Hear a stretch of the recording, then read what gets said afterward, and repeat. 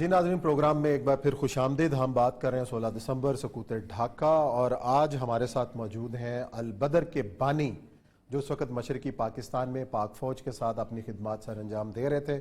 ان سے پوچھیں گے کہ یہ البدر کے نوجوان کون تھے جنہوں نے ایک تاریخ رقم کی اور پاک فوج کے شانہ بشانہ ایک لڑے اور پاکستان کا دفاع کیا، اور اسی جرم میں آج تک وہ جو بچے جو بڑے ہوئے اور بزرگی کے عالم پر بنگلہ دیش میں آج بھی پھانسیوں پر جھول رہے ہیں۔ ہمیں جوائن کیا ہے میجر ریاض حسین ملک صاحب نے سرگودا سے۔ السلام علیکم میجر صاحب۔ وعلیکم السلام ورحمۃ اللہ وبرکاتہ۔ میجر صاحب، یہ بتائیے گا کہ اس وقت کے حالات کا تھوڑا سا ہماری آج کی نسل کو، نوجوان نسل کو اور آج ہمارے ناظرین کو بتائیں کہ وہ کس قسم کے حالات وہاں پہ پیدا ہوئے تھے، اور یہ جو البدر اور الشمس کے نوجوان کون سے نوجوان تھے کہ جو آپ کے پاس آئے اور آپ سے جو اسلحہ مانگا، اور پھر کس طریقے سے آپ کی کتاب میں سلیم منصور خالد صاحب بھی ہمارے ساتھ موجود ہیں اس وقت، انہوں نے اس کتاب کو مرتب کیا، اس میں آپ کا بھی حوالہ ہے کہ البدر کس طرح قائم ہے۔ آپ اپنی زبانی بتائیے گا کہ کیا ہوا تھا، کیا حالات تھے۔ بسم اللہ الرحمن الرحیم۔ دسمبر کا وقت جو ہے یہ میرے لیے واقعی بڑا تکلیف دہ ہوتا ہے، کیونکہ دو قسم کے زخم ہوتے ہیں، ایک وہ جو جسم کو زخمی کرتے ہیں، دوسرے جو روح کو گھائل کرتے ہیں۔ 1971 میں یہ دونوں طرح کے زخم میں نے کھائے۔ جو میرے جسم پہ زخم آئے وہ تو سال بھر میں بھر گئے، لیکن جو روح جو زخمی ہوئی وہ نصف صدی ہونے کو ہے، آج بھی اسی طرح ہرے ہیں۔ وہ یہ تھا کہ ہندوستان کی تو چونکہ شروع سے خواہش تھی کہ پاکستان کو کسی نہ کسی طریقے سے ختم کیا جائے یا کمزور تری کیا جائے، لیکن 65 وار میں اس نے دیکھ لیا کہ یہ کنونشنل وار سے ناممکن ہے۔ تو اس نے اور طریقہ اپنایا۔ اس نے کہا کہ کیوں نہ نوجوان نسل کو اتنا بدظن کر دو کہ لوہے کو لوہا کاٹے، کیونکہ یہ روح کے زخم ہیں یہ ہوتے ہی اپنوں کے ہاتھوں ہیں۔ دشمن تو جسمانی زخم لگا سکتا ہے، وہ زخم جو ہے وہ فوجی کبھی ان کی پرواہ نہیں کرتے بلکہ ان پہ فخر کرتے۔ تو یہی انہوں نے ٹیکٹکس استعمال کی۔ میں 2 مرتبہ مشرقی پاکستان رہا، 69 میں بھی میں وہاں تھا، اور میں نے اس وقت محسوس کیا کہ ہندوستان بہت خطرناک چال چل رہا ہے۔ میں نے ایک اسکول میں جب ایک ہندو ٹیچر دیکھا جو اسلامیات کا ٹیچر تھا، تو میں نے جب ہیڈ ماسٹر صاحب سے پوچھا کہ یہ کیا وجہ ہے، کہنے لگے یہ اردو اچھی پڑھ سکتا ہے، اسی حساب سے عربی بھی ذرا اچھی پڑھ لیتا ہے، تو اس کو اس لیے اس کام پہ لگایا۔ اب آپ اندازہ کر سکتے ہیں کہ جب یہ صورتحال ہو، معصوم بچوں کے ذہنوں کو تبدیل کیا جا رہا ہو، تو کیا صورتحال ہو۔ 71 میں جب میں وہاں پہنچا تو اس وقت بغاوت شروع ہو چکی تھی، کہہ لیجیے۔ نوجوان نسل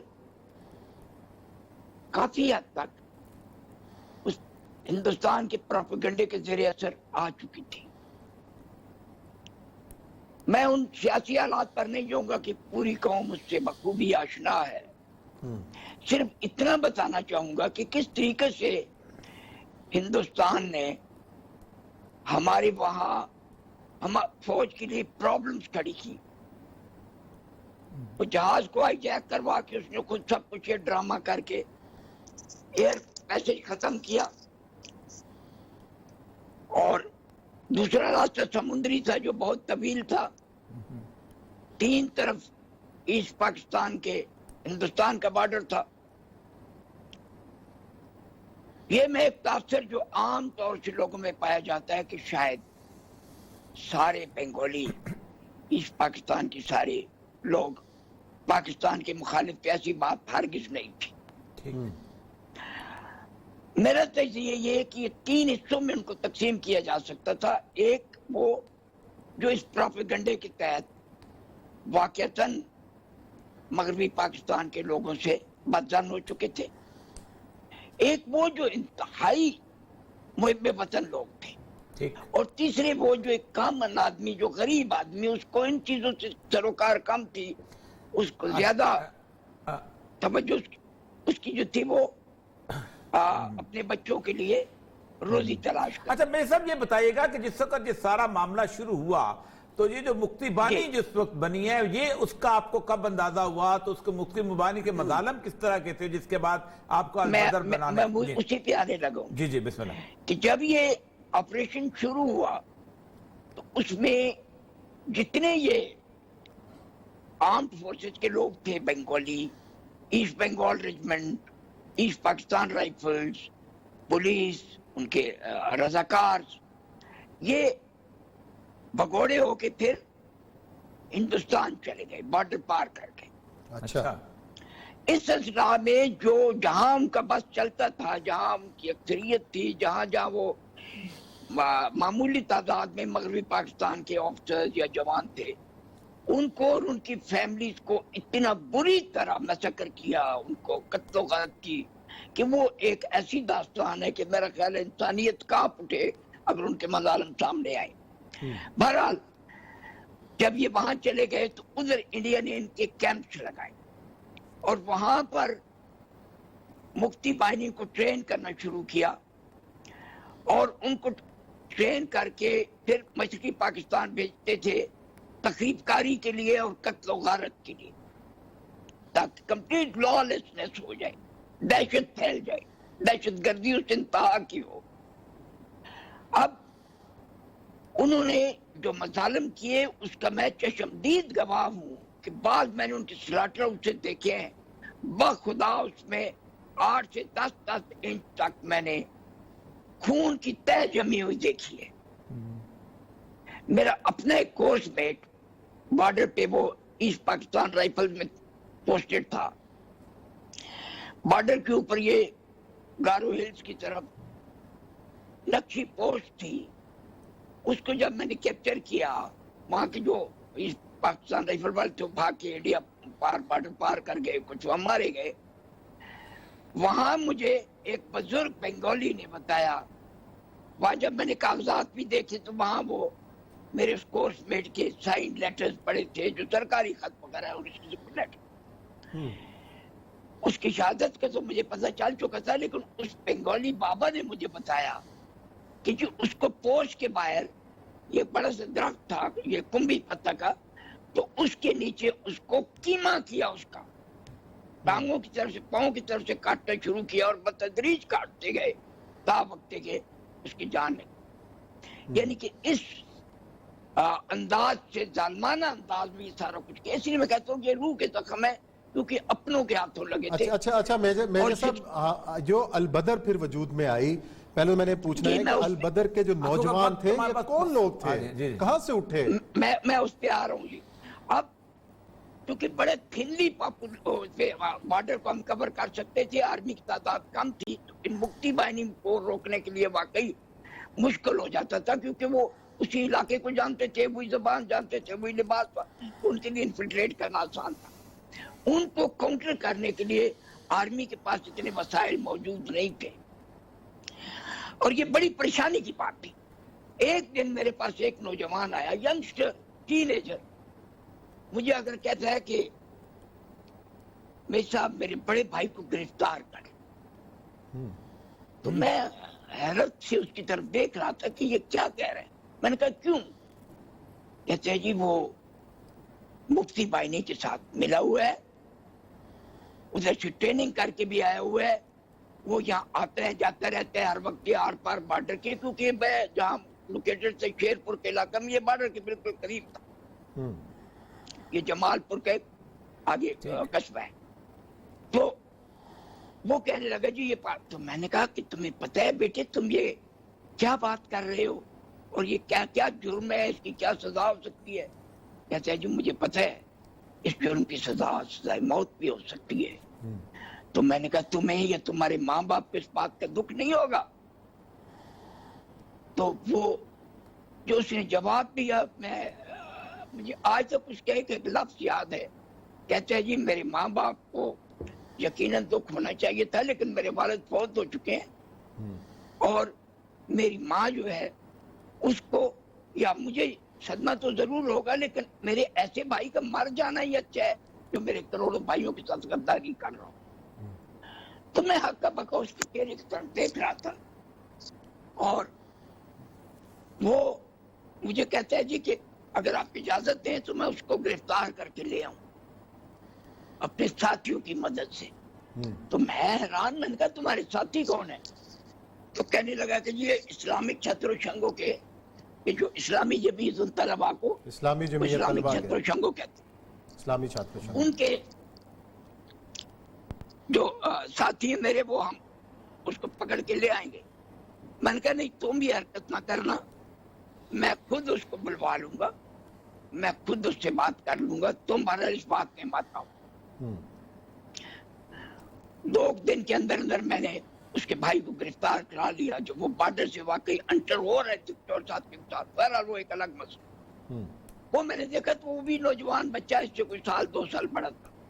اس کو 3 دن کیمپ میں نے رکھا, تھوڑی اس کی کاؤنسلنگ بھی کی, اس کو سمجھایا, اور وہ بات کو سمجھ بھی گیا, اور پھر اس کے بعد خیر اس نے ایسی حرکت کی بھی نہیں.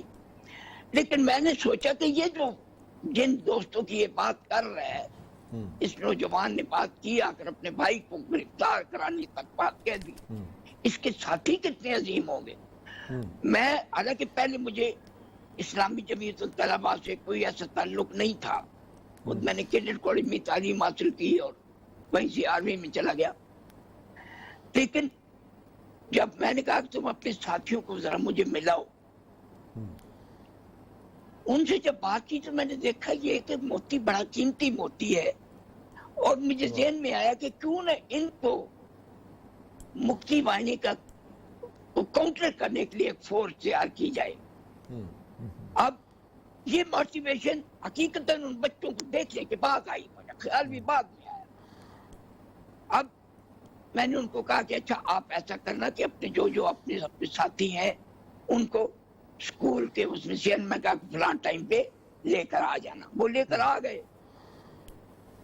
وہاں ان کی ٹریننگ کے لیے وہ جب میں پہلا دستہ تیار کر رہا تھا تو اس میں نے دیکھا کہ اس میں نے محسوس کیا کہ لڑکے زیادہ ہیں اور میں نے محدود بچوں کو ٹریننگ دینی ہے. وہ جو کمزور بچے تھے جسمانی لحاظ سے, ان کو میں ایک سائڈ پہ کرتا جا رہا تھا تاکہ ذرا جو جسمانی لحاظ سے بہتر تھے ان کو میں سلیکٹ کر رہا تھا. ٹھیک. ادھر ایک بچہ وہ دیکھ رہا تھا کہ یہ کمزور بچوں کو پیچھے کرتا جا رہا ہے, اور وہ سمجھ گیا کہ یہ ان کو انفٹ کر رہے ہیں اس ٹریننگ کے لیے. جب میں اس پر پہنچا اور اس کی سینے پہ ہاتھ رکھ کے میں نے پش کرنا چاہا تو بڑا جم کے کھڑا ہو گیا. تو میں نے اسے کہا کہ بیٹے تم چھوٹے ہو, تم ابھی چھوٹے ہو. اس نے ایڑیاں اٹھائی اور کہتے ہیں کہ سر ایک ہن تو بڑا ہوئے گا سے, کہ اب تو بڑا ہو گیا ہوں. ایڑیاں وہ بچہ مجھے صدیوں پیچھے لے گیا اور میں نے اسے سینے کے ساتھ لگا لیا. میں نے کہا بیٹی تم آج سے صدیوں پہلے بھی بہت بڑے تھے, آج بھی بہت بڑے, اس وقت بھی بہت بڑے تھے جب بدر کے میدان کے لیے جا رہے تھے, آج بھی بہت بڑے ہو. تو یہاں سے پھر البدر نکلا, یہاں سے البدر کا, یہاں سے البدر نکلا ان کی وجہ سے. اور میں نے کہا کہ پہلی بٹالین میں 313 کی تیار کروں, اور اسی طرح سبسیکوینٹ بٹالین بھی جب محمد شاہی میں بنی 313 کی بنائی. میں آپ کو صرف اتنا کہوں گا कि बखुदा एक सिपाही होने के नाते से खुद मैं कमांडो ट्रेनिंग भी की, मैं चिराट में भी रहा, मैं वो हर लिहाज से वो अपने आप को फिट समझता था, लेकिन बखुदा मैंने इन बच्चों में से बाज को इस तरह झपटते देखा है दुश्मन के ऊपर कि मेरी ख्वाहिश होती थी कि काश मुझ में यही जुर्रत और यही जज्बा हो। सुभान अल्लाह। ये जो एक मेजर साहब, बदकिस्मती यही है कि वही बच्चे जो दुश्मन पर इस तरीके से झपटते थे, आज से 3 साल पहले हमने अपनी आंखों से उनको बांग्लादेश में फांसियों पर झूलते देखा और अपने ही मुल्क में कोई आवाज उठते ना देखी। यहाँ लेते हैं ब्रेक, और ब्रेक के बाद आएंगे और सलीम मंसूर खालिद साहब को भी इस गुफ्तगू में शामिल करेंगे।